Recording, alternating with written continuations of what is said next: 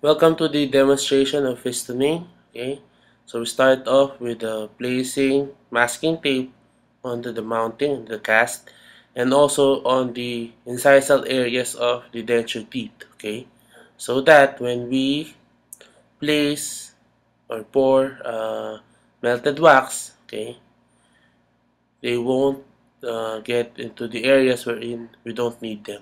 Okay, so you use melted wax, okay, not strips of wax, and then sticking it onto the denture bases. Okay, so that's wrong.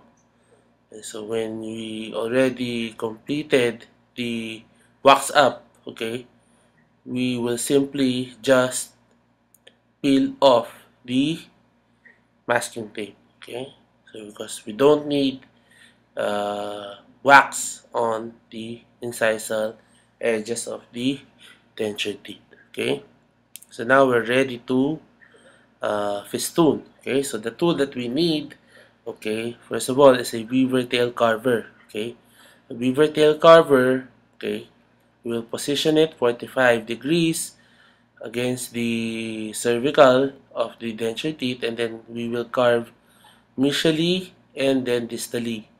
Okay, exposing the cervical portion of the denture teeth. Okay.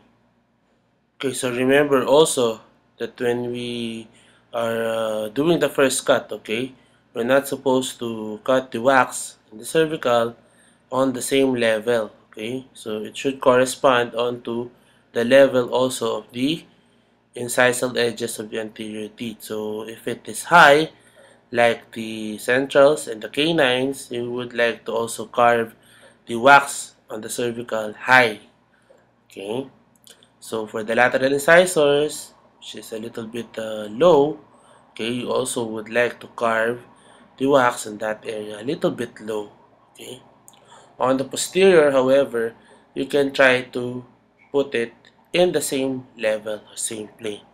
Okay, so you continue exposing the teeth on the premolars and also on to the molars and to the posterior. So the goal is to show the denture teeth on that area. Okay, just continue until the last molar.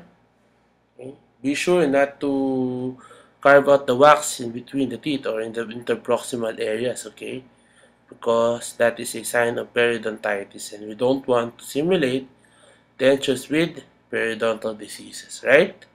So be careful on that area. Okay. After that, you can also take another carver, a finer carver, okay, such as the one we used in the video, to remove or to carve off some small waxes, okay, to finish the carving of the wax on that area. Okay, some waxes might be in between. Okay, so you use a finer tip. Okay, overall it should look like this. Okay, first cut. Okay, notice the levels of the cervical portions on the anterior and also on the posterior, almost at the same level, right? So you should do that for your first cut. Okay, now after that, you take your carver and try to simulate now the depressions in between the root areas of the teeth. Okay, so we're now doing, we're now making the simulation of the roots. Okay, so you identify first where are the depressions in between the roots. Okay, then you melt a little bit of wax just to mark. Okay, just to mark the areas wherein you will carve. Okay, so the goal is to carve the depression so that the root will be shown, okay, or somewhat elevated. Okay, after doing that, you take your carver again.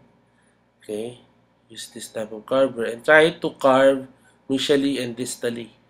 Okay, preserving the root area. Okay, so you're now carving onto the depression. Okay, you get my point? So you remove waxes towards the depression.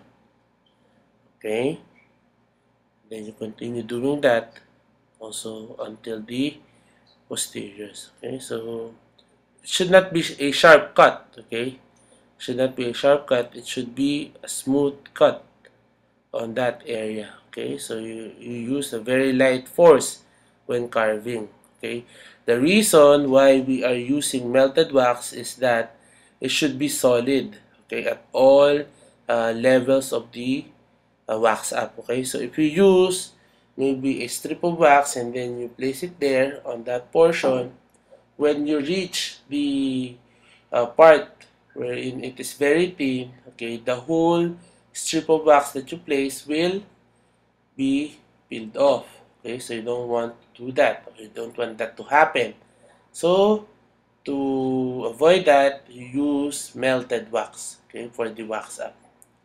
So you continue this, of course, for the canine, make the depressions a little bit deeper so that we will simulate the illusion that we have a canine prominence in that area. Okay, onto the posterior also you should do this. Okay, so again, in your practical exam, time yourselves. Okay, so that you can practice time management in setting and also in festooning, because we expect you to have a full festooning, okay, until the last molars. Okay, so you remove also the waxes. Okay, so you can refine your carving onto the posterior. Okay, remove small waxes. Basically, it should look like this. Okay, at this point, the second cut, you can see there are some depressions in between the roots of the denture teeth. Okay, starting to look a little bit like natural dentition already, right? With the depressions. Now, we would like to make the third cut or the cuff. Okay, so you use the tip. Okay, the tip of your carvers. Okay, you place it 45 degrees against the cuff area. Okay, and then you carve lightly. Okay, don't carve too much. Okay, avoid also depressing the interproximal. Okay, do not touch the interproximal. So you should not create a depression in that area. Okay, so you lightly carve, okay, towards the distal, so that you will have sort of a bevel, okay, on that area. Okay, on the cuff area, right? So you continue also until the posteriors. Okay, just light force. Do not use too heavy force for this one. Okay, so when you carve also the premolars, okay, should be a little bit thin, right? Because they don't have a lot of gingival tissue on that area. Also onto the posteriors. Okay, there you go.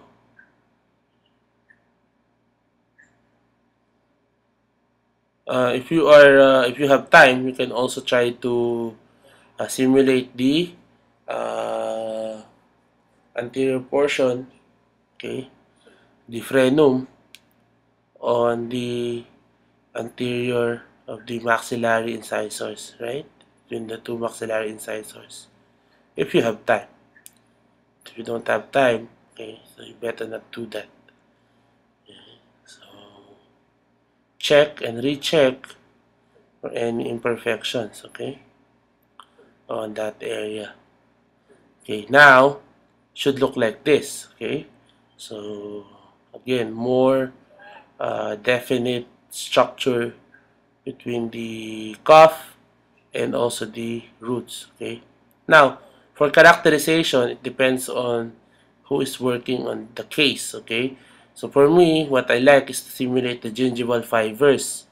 So when I simulate the gingival fibers, I use the sharp end of the carver and then try to carve out the cervical portions. Okay, until the cuff area only.